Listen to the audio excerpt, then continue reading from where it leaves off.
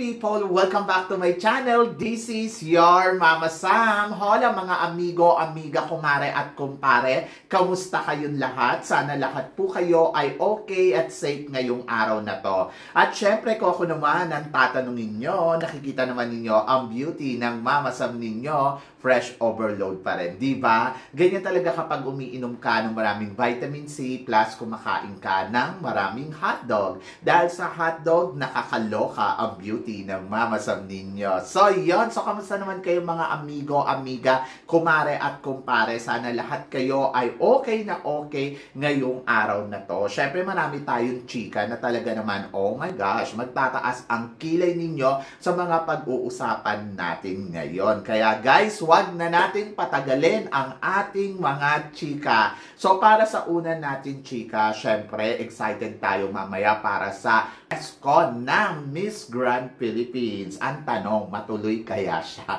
So, yun. So, mamaya na nga ang final screening ng Miss Grand Philippines. Inaasahan natin na matutuloy ito mamaya kasi may possible na mag-cancel pa sila.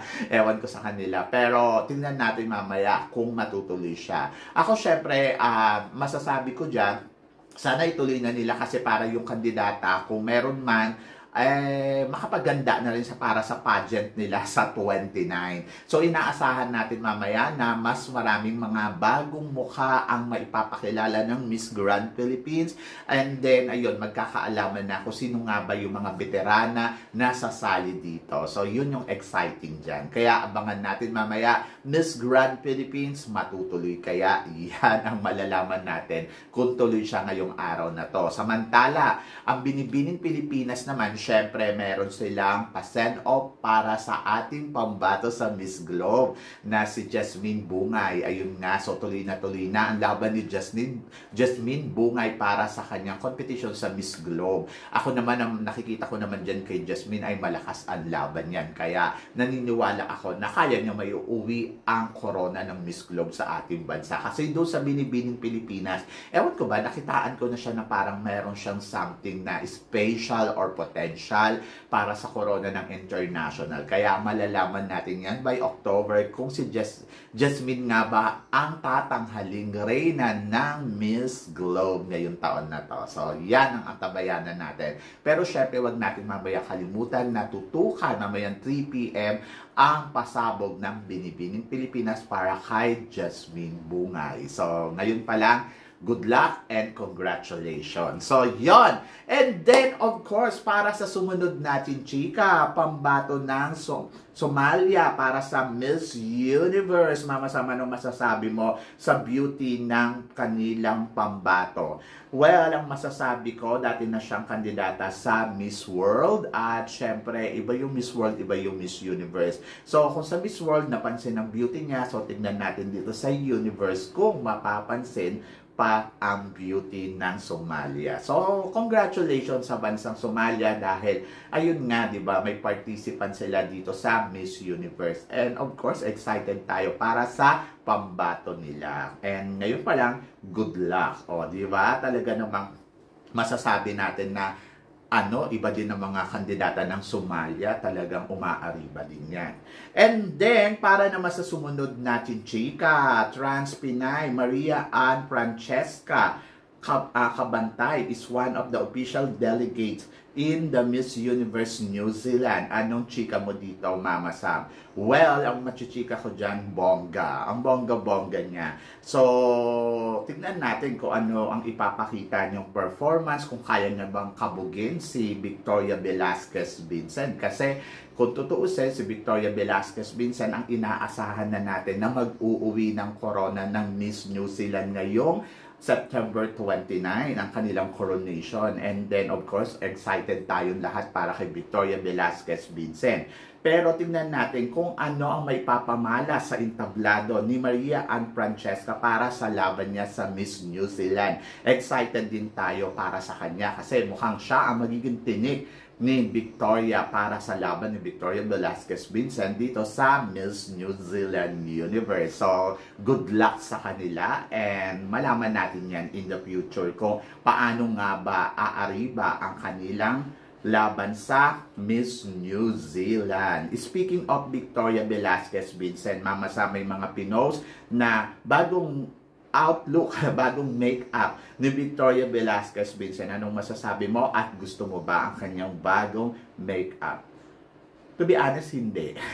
Mukha siyang drag queen dito sa make-up niya. Sobrang kapal, sobrang ewan. Pero siguro sa camera, medyo parang hindi ganun kabongga, pero naniniwala naman ako sa personal na sobrang ganda talaga ni Victoria Velasquez Vincent.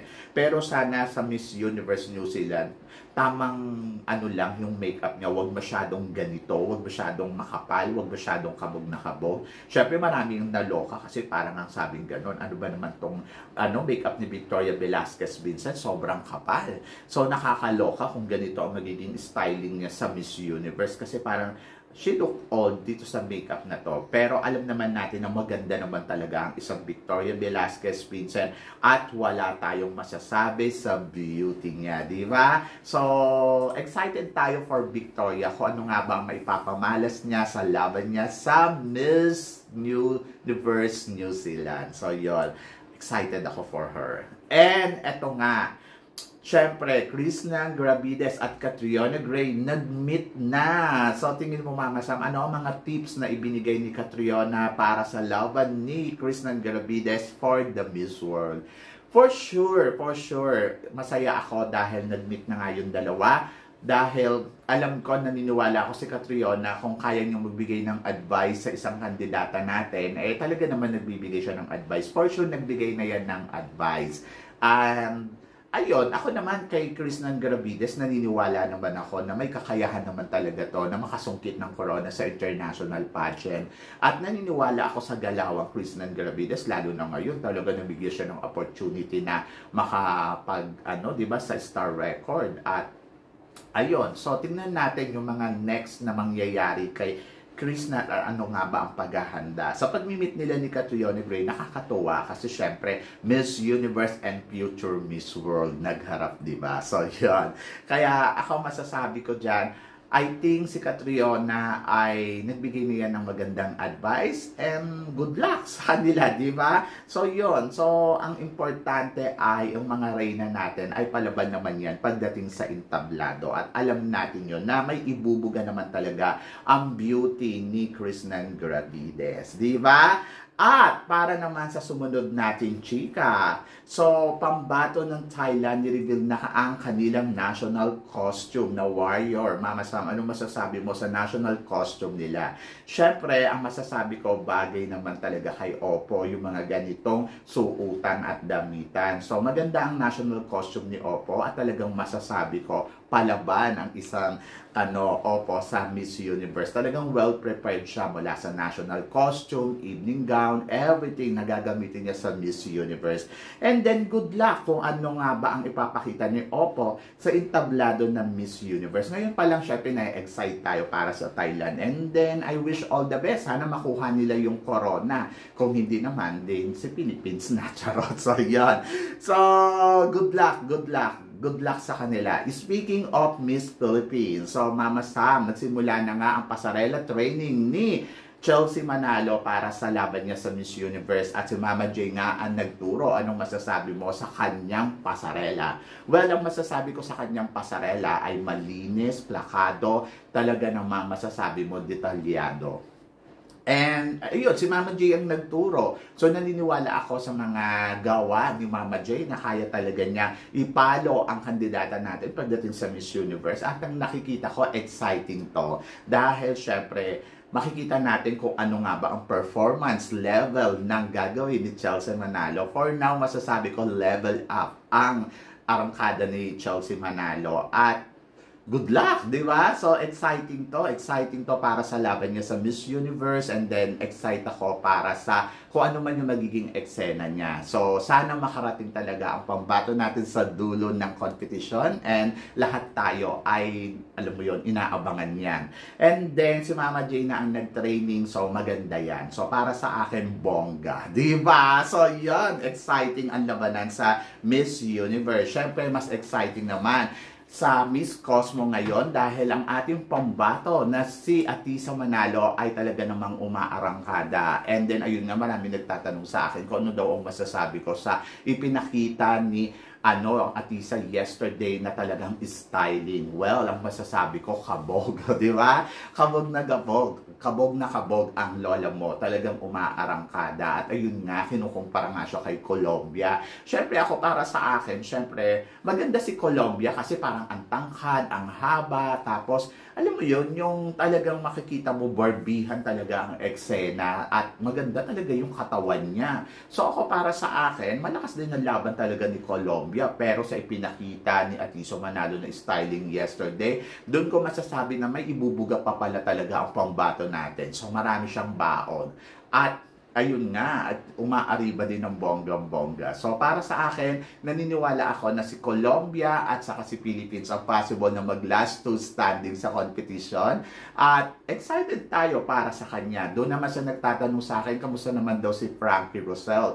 Well, si Frankie Rosel, isa din sa malakas na kandidata at pwede din pumasok talaga sa semifinals ng Miss Cosmo. And tignan natin kung kaya niya nga ba tumungtong sa top 5 kasi ngayon sa mga hot picks, nalalagay talaga siya sa top 5. Ako naman, naniniwala naman ako, kung beauty ang pag-uusapan, ay talaga namang pasok ang beauty ni Frankie Rosel. Pero syempre, depende pa rin niya sa performance na gagawin niya. At for now, nakikita ko, malakas pa rin sa Southeast Asia talaga ang pambato ng Pilipinas at umaarangkada. Followed by Vietnam. So yon, so si Vietnam din may sarili din talagang kabog, pero kahapon talaga level up ang beauty ni Atisa Manalo. So yon, kaya nawindang ang lahat. So yon, kayo guys, ano guys ang masasabi ninyo dito sa mga pinag-uusapan natin ngayon? I-comment below ninyo yan para at least malaman ko naman kung ano naman ang chika mo sa mga pinag-uusapan natin ngayon. So yon, so guys, maraming salamat syempre sa inyong lahat sa suporta at pagmamahal na binibigay ninyo syempre dito sa channel ko. At sa mga hindi pa po nakaka-subscribe dyan, please don't forget to click like and subscribe my channel at i-click nyo na rin po ang notification bell para updated kayo sa aking mga chika. Sabi ng ganon, always keep smiling and always think positive lang. Walang imposible guys, magtiwala lang tayo sa itaas. Kaya guys, hanggang dito na lang, hanggang sa muli nating chikahan. See you tomorrow. Thank you guys.